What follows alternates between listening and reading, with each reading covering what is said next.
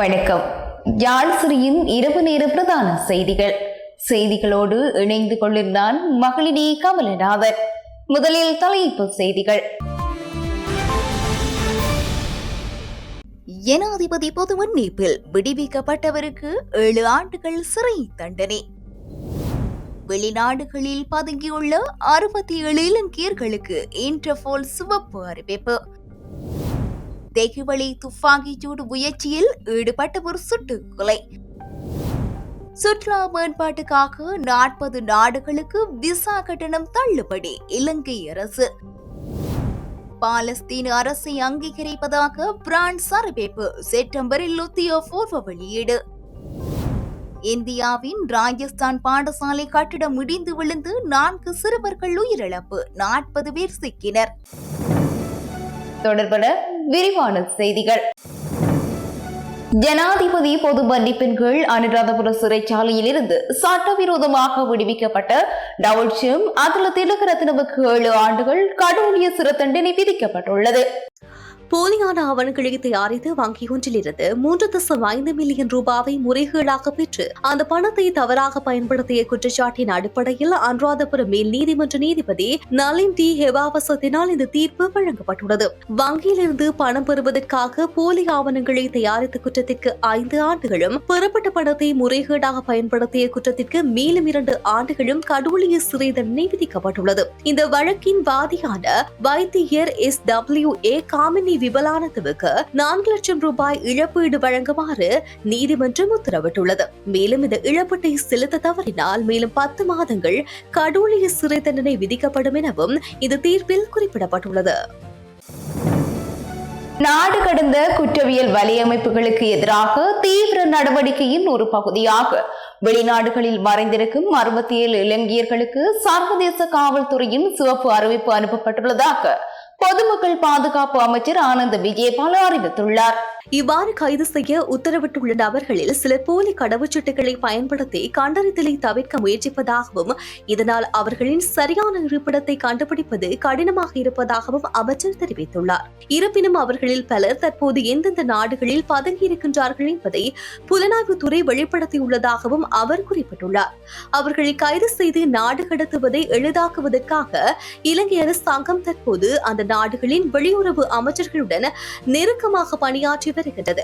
சமீபத்திய மாதங்களில் சுமார் 20 சந்தேக நபர்கள் ஏற்கனவே வெற்றிகரமாக இலங்கைக்கு அழைத்து வரப்பட்டுள்ளனர். நாட்டில் போதைப்பொருள் கடத்தல் மற்றும் ஒப்பந்த கொலைகளில் கணிசமான பகுதியினர் இந்த வெளிநாடுகளை தளமாக கொண்ட குற்றவியல் குழு உறுப்பினர்களால் திட்டமிடப்படுவதாக விசாரணைகளில் தெரிய வந்துள்ளதாக அமைச்சர் குறிப்பிட்டுள்ளார். குற்றப்புலனாய்வுத்துறை இந்த வலையமைப்புகள் குறித்து தொடர்ந்து விசாரணைகளை மேற்கொண்டு வருகின்றது. அதே நேரத்தில் இந்த குற்றவாளிகளுக்கு போலி கடவுச்சீட்டுகளை உருவாக்க உதவியதாக சந்தேகிக்கப்படும் குடிவரவு அதிகாரிகள் மீது தனி விசாரணை நடத்தி வருவதாகவும் அமைச்சர் தெரிவித்துள்ளார்.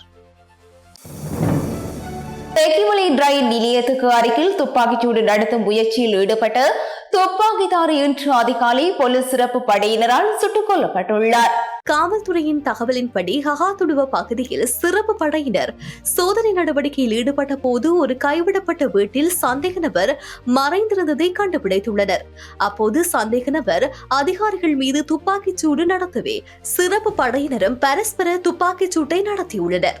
இந்த துப்பாக்கிச் சூட்டில் சந்தேக நபர் படுகாயமடைந்த பின்னர் உயிரிழந்துள்ளார்.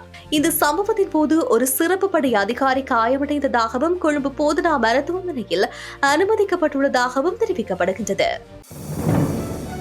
நாட்டில் சுற்றுலாவை மேம்படுத்தும் நோக்கில் மேலும் 40 நாடுகளுக்கு விசா கட்டணத்தை தள்ளுபடி செய்ய அரசாங்கம் தீர்மானித்துள்ளதாக வெளியுறவு, வெளிநாட்டு வேலைவாய்ப்பு மற்றும் சுற்றுலா அமைச்சர் விஜித கேரத் தெரிவித்துள்ளார். இலங்கையில் சுற்றுலாவை மேம்படுத்தும் நோக்கில் மேலும் 40 நாடுகளுக்கு விசா கட்டணத்தை தள்ளுபடி செய்ய அரசாங்கம் தீர்மானித்துள்ளது. இந்தியா, சீனா, ரஷ்யா, ஜப்பான், மலேசியா, தாய்லாந்து மற்றும் இந்தோனேஷியா ஆகிய 7 நாடுகளை சேர்த்து மொத்தம் 47 நாடுகளின் சுற்றுலா பயணிகள் விசா கட்டணம் இல்லாமல் இலங்கைக்கு வருகை தர முடியும். கொழும்பில் இன்று நடைபெற்ற ஹோட்டல் ஷா கொழும்பு 2025 கண்காட்சியை ஜனாதிபதி அன்றுகுமார திசாநாயக்க திறந்து வைத்த நிகழ்வில் அமைச்சர் ஹேரத் உரையாற்றினார். அப்போது அவர் இந்த முடிவை எடுப்பதன் மூலம் திரைசேரி ஆண்டு வருமானமாக $66 மில்லியன் நேரடியாக இழக்கும். எனினும் சுற்றுலாத்துறையின் வளர்ச்சியின் மூலம் நாடு மறைமுகமாக அதைவிட அதிக வருமானத்தை ஈட்டும் என்று நாங்கள் நம்புகின்றோம். எனவே அந்த வருமானத்தை அதிகரிக்கும் பொறுப்பு இந்த துறையில் பணிபுரிபவர்களுக்கு உள்ளது என்றும் குறிப்பிட்டுள்ளார். மாலைதீவு ஜனாதிபதியின் அழைப்பின் பேரில் ஜனாதிபதி அன்ருகுமார் திசாநாயக்க எதிர்வரும் திங்கட்கிழமை மாலைதீவிற்கு உத்தியோகபூர்வ விஜயம் ஒன்றையை மேற்கொள்ள உள்ளதாகவும் தெரிவித்தார். அடுத்து சர்வதேச செய்திகள். பிரான்ஸ் ஜனாதிபதி இம்மானுவேல் மேக்ரோன் பாலஸ்தீன அரசை அதிகாரப்பூர்வமாக அங்கீகரிப்பதாக அறிவித்துள்ளார். இந்த உத்தியோகபூர்வ அறிவிப்பு செப்டம்பர் மாதம் நியூயார்க்கில் நடைபெறும் ஐநா பொது சபை கூட்டத்தில் வெளியிடப்படும் என வெளிநாட்டு ஊடகங்கள் தெரிவித்துள்ளது. பலஸ்தீன அரசாங்கத்தை அதிகாரப்பூர்வமாக அறிவிப்பது குறித்த அதிகாரப்பூர்வ அறிவிப்பு செப்டம்பரில் வெளியிடப்படும் என்றும் நியூயார்க்கில் நடைபெறும் ஐக்கிய நாடுகள் மனித உரிமை பொது சபை கூட்டத்தில் முறையான அறிவிப்பு வெளியிடப்படும் என்றும் வெளிநாட்டு ஊடகங்கள் தெரிவித்துள்ளது. இந்த நிலையில் தனது எக்ஸ் கணக்கில் 13 இட்டுள்ள பிரான்ஸ் ஜனாதிபதி ஹாசா பகுதியில் போரை முடிவுக்கு கொண்டு வந்து பொதுமக்களை காப்பாற்றுவது அவசரமானது என்றும் உடனடியாக போர் நிறுத்தம் எட்டப்பட வேண்டும், அமைதி ஏற்பட வேண்டும், அனைத்து பணை கைதிகளும் விடுவிக்கப்பட வேண்டும் என்றும் குறிப்பிட்டுள்ளார். மேலும் ஹாசா பகுதியில் தற்போது பாரிய மனிதாபிமான உதவிகள் தேவைப்படுவதாகவும் பிரான்ஸ் ஜனாதிபதி சுட்டிக்காட்டியுள்ளார். இருப்பினும் பிரான்சின் முடிவை அமெரிக்கா கடுமையாக நிராகரித்துள்ளதாக சர்வதேச ஊடகங்கள் செய்தி வெளியிட்டுள்ளது. இந்தியாவின் ராஜஸ்தான் மாநிலத்தில் இன்று காலை ஒரு பாடசாலை கட்டிடம் இடிந்து விழுந்ததில் 4 சிறுவர்கள் உயிரிழந்துள்ளனர். அத்துடன் 40க்கும் மேற்பட்டோர் இடிபாடுகளில் சிக்கியுள்ளதாக இந்திய ஊடகங்கள் செய்தி வெளியிட்டுள்ளது. இந்த துயரமான சம்பவம் ஜலாவர் மாவட்டத்தில் உள்ள ஒரு அரசு பாடசாலையில் நிகழ்ந்துள்ளது. ஒற்றை மாடி கட்டடம் இடிந்து விழுந்த போது ஆசிரியர்கள் மற்றும் ஊழியர்கள் தவிர சுமார் 40 மாணவர்கள் கட்டடத்தினுள் இருந்துள்ளனர். விபத்துக்குள்ளான இந்த கட்டடம் பாழடைந்த நிலையில் இருந்ததுடன் இது தொடர்பாக பல முறைப்பாடுகள் முன்வைக்கப்பட்டிருந்தும் எந்த நடவடிக்கையும் எடுக்கப்படாத நிலையில் இந்த விபத்து நிகழ்ந்துள்ளது. இத்துடன் யாழ்சிரியின் இரவு நேர பிரதான செய்திகள் நிறைவடைகிறது. உடனுக்குடன் செய்திகளை அறிந்து கொள்ள யாழ்சிரி மீடியா இணையதளத்துக்கு பிரவேசியுங்கள். நன்றி, வணக்கம்.